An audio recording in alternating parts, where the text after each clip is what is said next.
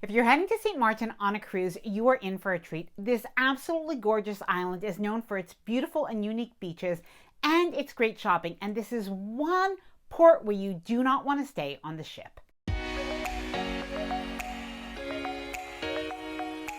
Hi there, I'm Ilana from the website lifewellcruise.com. Welcome back to my channel. On a recent cruise, we were lucky enough to be visiting St. Martin. It is absolutely one of our favorite ports in the Caribbean, and even though we've been there before, we never tire of things to do. Now, the island of St. Martin is unique because half the island is Dutch. That is the side that the cruise ships are docked at, and the other half of the island is French. Now, because the island is only 37 square miles, you can choose to head over to the north side, which is the French side, or you can choose to stay on the Dutch side, which is closer to the cruise ship. Now, in this video, I'm going to share with you what you can expect when you arrive at the cruise port in St. Martin. I'm also going to share with you some of the most popular beaches and excursions that you may want to book, and I'm going to share with you what we did for the day in St. Martin, including a few tips and hidden gems. Now, before I get started, I did want to mention that if you like this video, if you find it helpful, informative, or enjoyable in any way, then please do give this video a big thumbs up. I really do appreciate it, and please subscribe to the channel if you haven't done so already.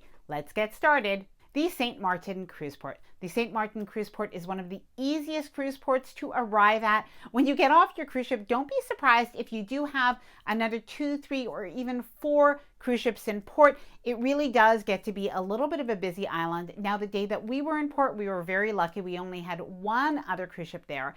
You're going to find different shops, bars, a taxi area, and you're going to also find a little booth where you can take a water taxi into the town of Philipsburg. Now, I'm going to share with you what we did for the day in St. Martin, which was not only easy and inexpensive, but truthfully, I think one of the very best days that we've had in any Caribbean port of call in recent years. So I do highly recommend it. But I did want to share some popular beaches and excursions that you may want to do. So one of them is the famous Maho Beach. That is the airplane beach, and yes, the airplanes really do fly pretty close overhead. However, the beach is on the small side and it's not exactly relaxing. So it might be something you want to do once in your life, but if you've already done it before, then you may want to skip it. Now, Maho Beach is on the Dutch side. However, on the French side, you have an absolutely gorgeous beach, and that is Orient Beach. Now, Orient Beach, you may have heard of it before. It is also quite famous in its own right.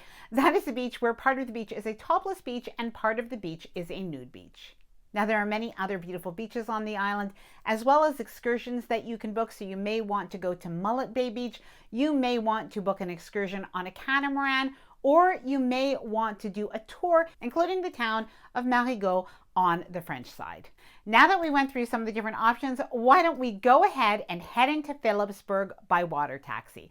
So yes, you can head into the downtown area of Philipsburg by water taxi. What you'll do is you'll head over to the booth at the cruise terminal. It's $7 for an adult ticket that will take you into Philipsburg, drop you right off at Orient Bay Beach, and bring you right back to the cruise port at the end of the day. The water taxi runs continuously throughout the day. Now, it does take approximately 10 to 15 minutes by water taxi to arrive at Philipsburg. If you prefer, you could even save the $7 if you feel like walking. It will take you anywhere from 15 minutes to about 30 minutes to walk into the town of Philipsburg. Now, when you arrive at Orient Bay Beach, you'll be able to go directly onto the beach, or you can walk along the boardwalk. You can go to any of the different restaurants, any of the different bars, or do some shopping. Now, the island of St. Martin was quite devastated a few years ago by a hurricane. However, they have rebuilt this area in Philipsburg beautifully. The boardwalk between the beach and the local restaurants and shops is full of life. As you walk, you'll hear music playing, and you might even see some people dancing.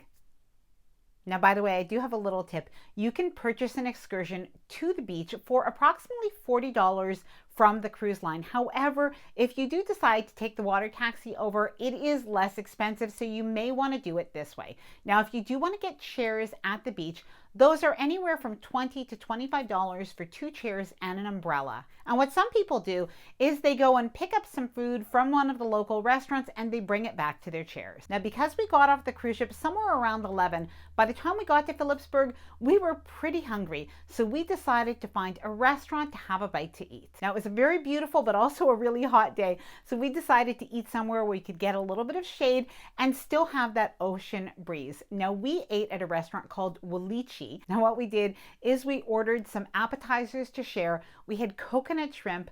Those were really good. We had calamari, and we also had some French fries. Yes, I am a sucker for French fries. And what would lunch be without some daiquiris by the beach? Now, by the way, even though this island is Dutch and French, they do take euros, but they also take US dollars, which is how we paid. Now, both our meal and the atmosphere was very good, and the price in total was approximately $50. Now, following lunch, we decided to walk off some of those calories before we headed over to the beach. Now, when it comes to shopping in St. Martin, they are most known for their deals on jewelry. A few years ago, I did buy a ring there. They're also well known for their cheese and, of course, for their local souvenirs. Now, along with the shops that you're going to find on Front Street and on Back Street, you are also going to find a market that when we were there was only about half open. Now, we found this little gem of a spot to be able to walk through to the street behind, and this was called the Secret Garden. Now, you'll find the Secret Garden